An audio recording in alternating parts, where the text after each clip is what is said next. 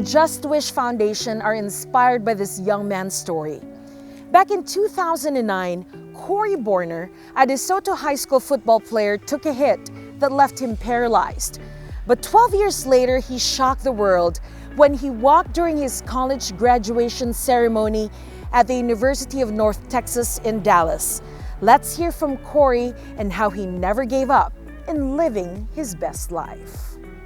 Thank you so much, Corey, for joining Just Wish Foundation today and just for talking about your story of courage and survival and resiliency when that incident happened to you.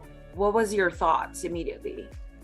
And we always had practice in the evening time, like afternoon time, about maybe 1:30, 2 o'clock. We get out of school at 2:54 in high school. And I was playing cornerback at the time. That position guards the receiver on the football field. That's defense. And so I was telling the coach, one more play. So I was having a great practice. And as soon as that play occurred, the receiver had caught the ball.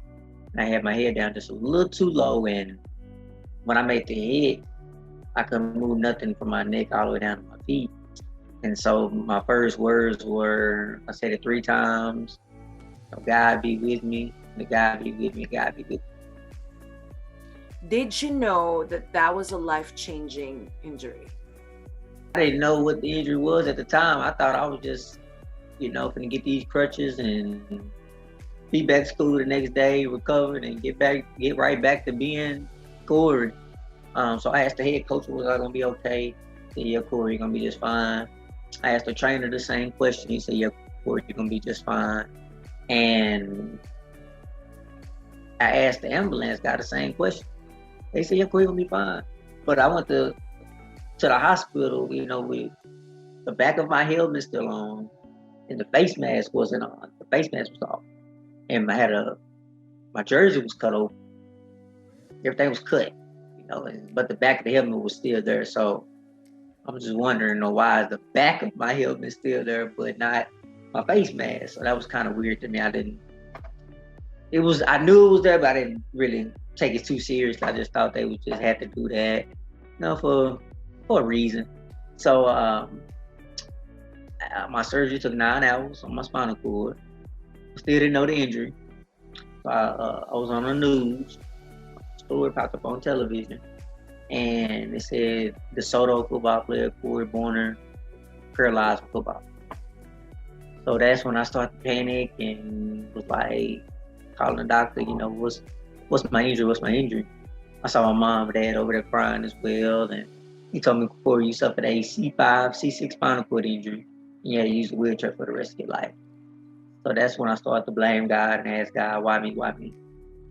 When that sentence was said to you that you're going to be in a wheelchair for the rest of your life, was there a part of you that was hoping that that wasn't the case? Or at that point, did you come to accept it? It was just not accepting it. Like, did he just tell me that? Am I hearing this right? It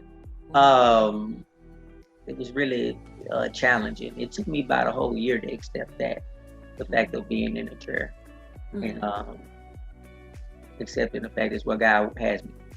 So with acceptance comes, of course, you actually immersing yourself in rehabilitation. So tell us what the rehabilitation process was. Well, as a rehab injury-wise, the exoskeleton was on down the road, of course. But at the time, at the age of 16, and of course, being in the hospital, everything is on schedule.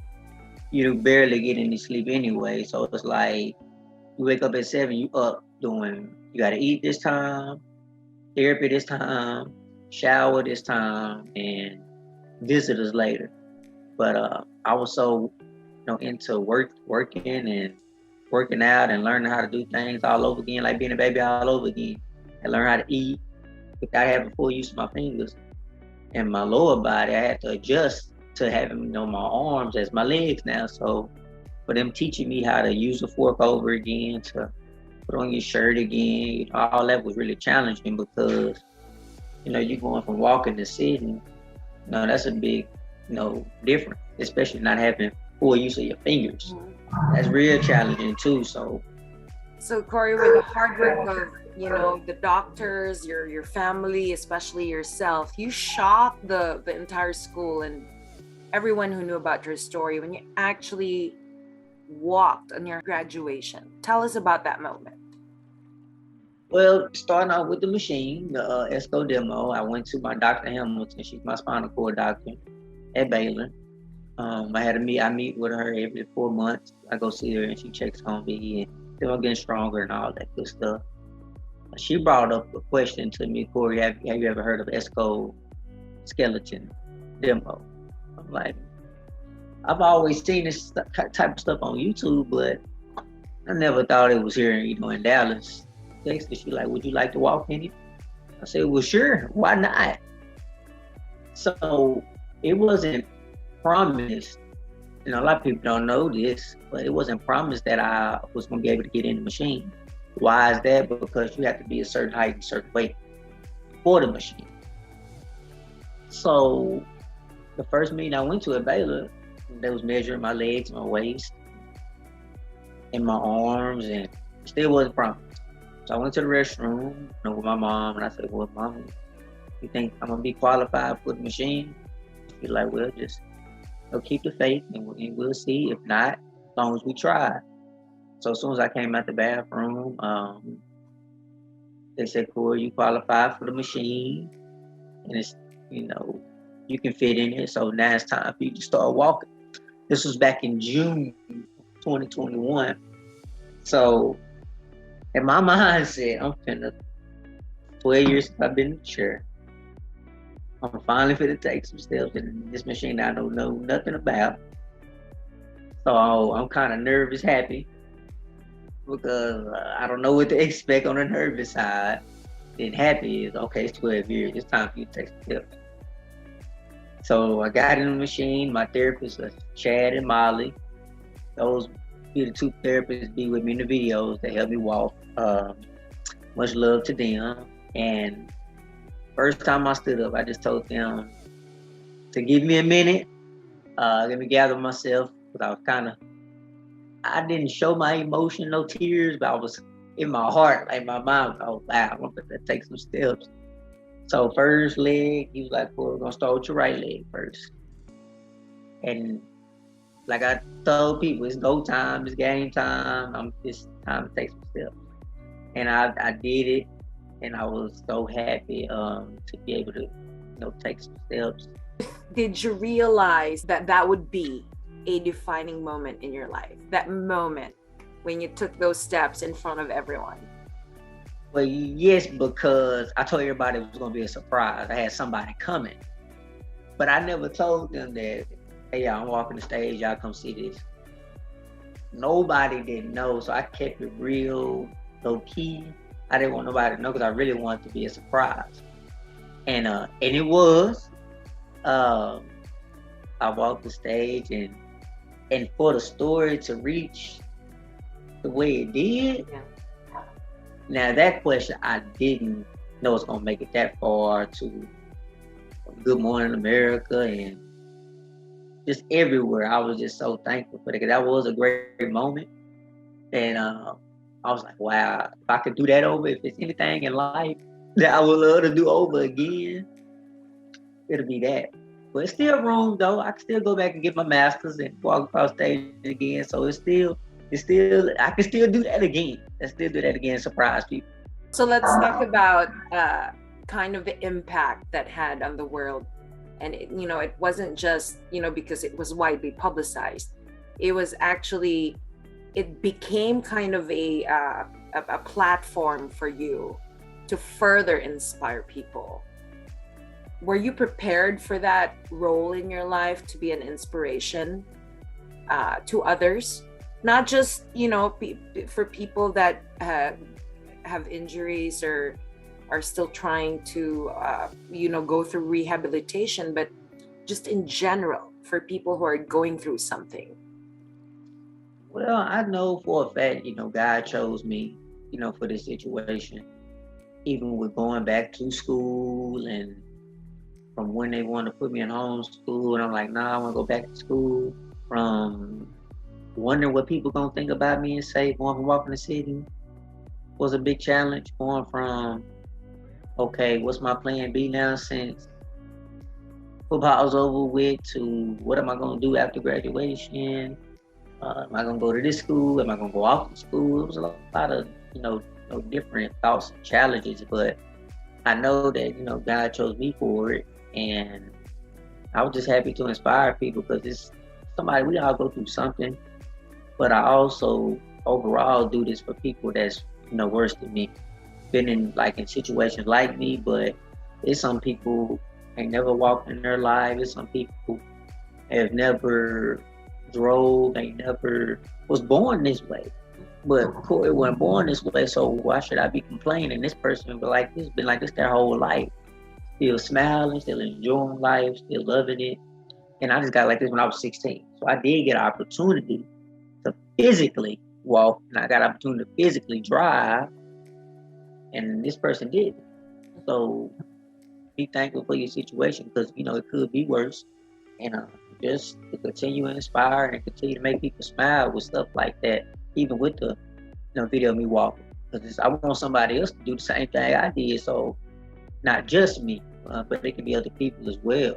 So Corey, let's talk about plans. You've come to accept this new chapter in your life, and you've embraced it, and you've actually used it in more a positive way, in that you inspire others with your courage just to keep going.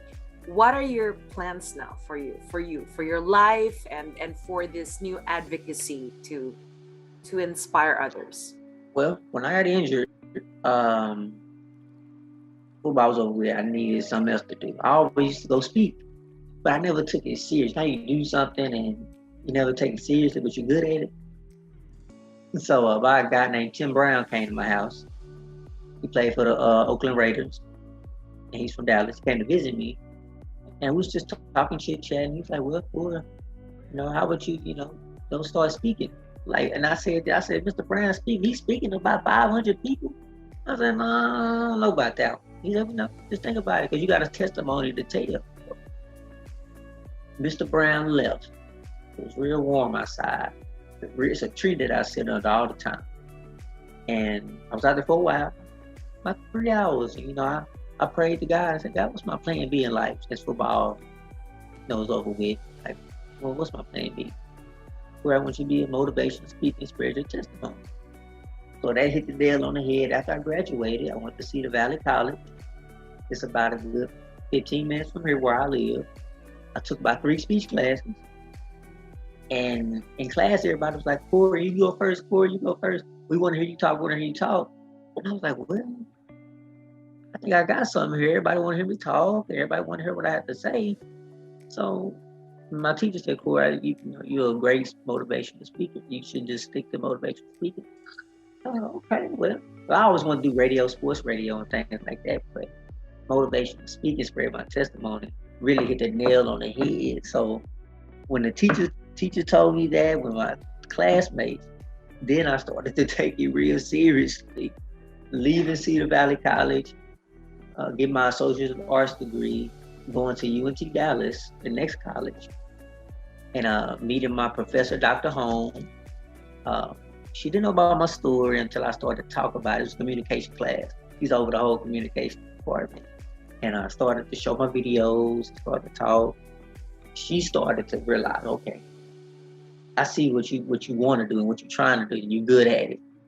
And ever since then, God put it on my heart to inspire people and motivation to speak, not just about football, but just life in general, how I can make someone else's life better, or inspire them, encourage them to keep going, whatever they go through.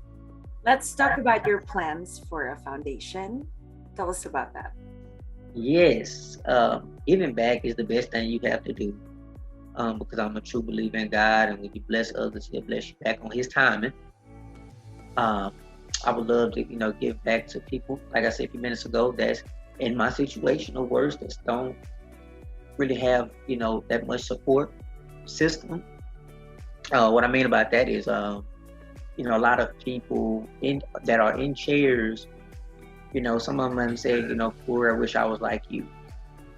I just feel like, God chooses people for certain situations. He chose me to be in this position. I try to, motivate them and tell them as well, you can do it too, but just don't say you want to be just like me. God made everybody different. So you just want to do some things that I do. And, foundation wise, giving back to those that's in need in my situation, or even, I love the youth. That's my favorite group to speak to, the youth. Go somewhere that, they might need help if they're a single parent, home with a kid, you know, this mom taking care of this person has a disability. It's all around you, or someone that just really needs, help, or a pair of shoes, or something that can help, that I can bless someone with, that foundation. Yes. Corey, we're so inspired by your story. What started out as a major tragedy, you've turned it into a lifelong mission to help Yes. others discover their destiny in life. So, Yes. Mr. Jack Wu and Just Wish Foundation, we would like to support you in your future plans to further make a difference in the world. And we just want to salute you, Corey, for everything that you're doing for your community and beyond. And we're rooting for you. So thank you Well, so much. I sure appreciate it, and for letting me, motivate you and others even around your organization, and just people in general, whoever see this. I just want to let you know that tough times don't last long. Tough people do. Just stay strong, and you lean on God, the God gonna lean on you. That's how He works, and that's how He operates. Just don't give up. It's not gonna be easy. Um, it's not. So a lot of people think life should be easy, and it's not. It's gonna be challenging, because when you go through those tough times, then you say you couldn't do it, and you finally did. Then you're gonna be happy with yourself. So I'm thankful for that, and it's people that told me that I wouldn't be able to walk. It's people that told me, "For you in that chair on purpose." I done had negativity, towards me. It's gonna hurt. It's gonna hurt, but as long as you pray for the negativity and prove others wrong, and at the end of the day, God has the last say so.